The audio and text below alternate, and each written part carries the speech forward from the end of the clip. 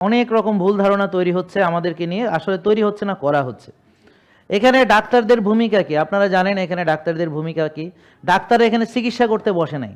আমাদের ডাক্তাররা আপনাদের চিকিৎসা করার জন্য এখানে বসে নাই। তাদের কাজ হচ্ছে যেই রুগীগুলো ওষুধ টষুধ খাচ্ছে তাদের ওষুধগুলো কমাবে কি করে, কিভাবে ওষুধ থেকে বের হবে, ওরা শুধু এই কাজটা করে। ব্যাপারটা বুঝেন নাই? তারপর পুষ্টিবিদ তিনি হচ্ছেন খাবার দাবারের বিষয়ে পরামর্শ টর্শ দেন, বুঝছেন কথা? তারপর হচ্ছে ব্যায়াম, তারা ব্যায়াম শিখায়, হ্যাঁ। আর আমি আপনাদেরকে শিখাই যে কিভাবে আপনি পূর্ণাঙ্গভাবে মানলে আপনি ভালো থাকতে পারবেন। তো এখানে কোনো চিকিৎসা করা হয় না। কি করা হয়? চিকিৎসাকে অ্যাডজাস্ট করে, ধরেন আপনি প্রেশার ওষুধ খাচ্ছেন, এখন একা একা কীভাবে কমাবেন? তো তারা আপনাকে গাইড করবে। আপনি প্রেশার মেপে মেপে রাখবেন, 4 বেলা প্রেশার মাপবেন, ওষুধগুলো ধীরে ধীরে অ্যাডজাস্ট করতে হবে, ধীরে ধীরে ওষুধ থেকে বের করতে হবে। এটা হলো তাদের কাজ, বুঝতে পারছেন? তো এখানে যদি কেউ চিকিৎসা নিতে আসেন তো ভুল জায়গায় এসেছেন। এখানে চিকিৎসা নেওয়া হয় না, বরং এখানে আস্তে আস্তে রুগীকে ওষুধ মুক্ত করতে সাহায্য করা হয়, বুঝতে পারছেন? আর যারা ট্যাবলেট খেয়ে চিকিৎসা করতে চান সেটার জন্য ডাক্তারের কোনো অভাব নাই। তো এখানে আপনারা যারা ওই নিয়তে এসেছেন যে এখানে ট্যাবলেট খেয়ে ভালো হবেন, তারা চলেও যাইতে পারেন এখনই। বুঝেন নাই কথা? এখানে ভালো যারা হয়েছে জিজ্ঞেস করেন কিভাবে ভালো হয়েছে। তারা নিয়ম মাফিক খাবার গ্রহণ করেছে, খাবারের পরিমিতিবোধ বজায় রেখেছে, তারা সঠিক নিয়মে রোজা রেখেছে, তারা শ্বাসের ব্যায়াম করেছে, ঘাসে হেঁটেছে, রোদ্রে গিয়েছে, তারা আর্লি ঘুমিয়েছে, ভোরে উঠিয়েছে, হ্যাঁ, তারপর কফি নামা করিয়াছে, এগুলো করিয়া ভালো হইয়াছে। ঠিক কি না?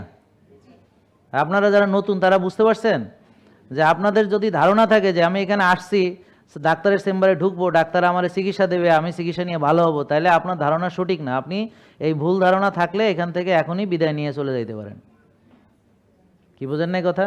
অথবা যদি এই ধারণা নিয়ে আসেন যে এখানে আমরা ডায়াবেটিসের ওষুধ বিক্রি করি, তাহলে ডিব্বা বেশি, তাহলে এই ধারণা থাকলেও আপনার ধারণা ভুল। আপনি এখান থেকে আপনি এখনই বিদায় নিয়ে চলে যেতে পারেন।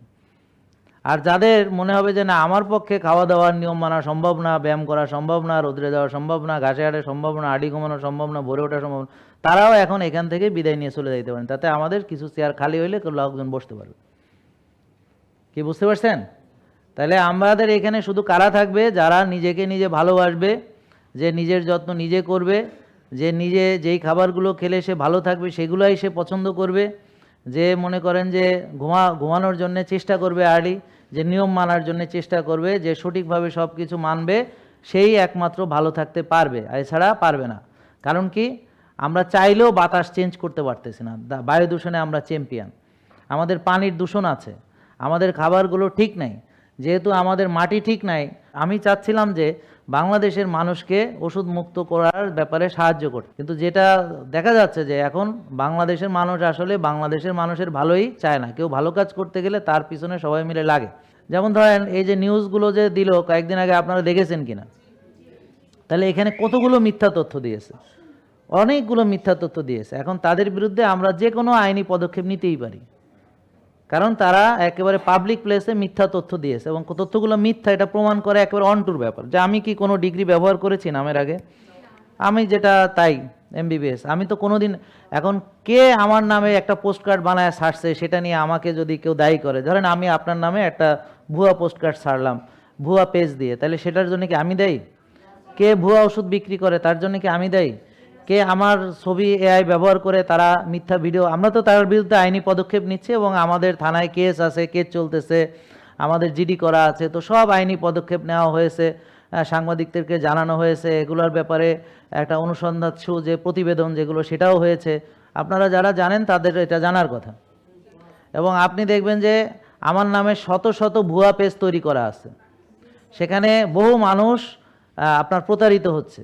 এখন আমরা চাচ্ছি না এটা হোক, কিন্তু আমরা তো আর, আমার হাতে কি ক্ষমতা আছে? আইন প্রয়োগকারী সংস্থার দায়িত্ব হচ্ছে সেটাকে দমন করা, কিন্তু তারা তো এখানে ব্যর্থতার পরিচয় দিচ্ছে। আমরা তো তাদের নালিশ করেই যাচ্ছি। আপনারা যেমন আমাদেরকে জানাচ্ছেন স্যার একটা পদক্ষেপ নেন, তা আমাদের পদক্ষেপ কি? আমি কি ডাক্তারি করব না হাবিলদারি করব? আমি কি হাবিলদার?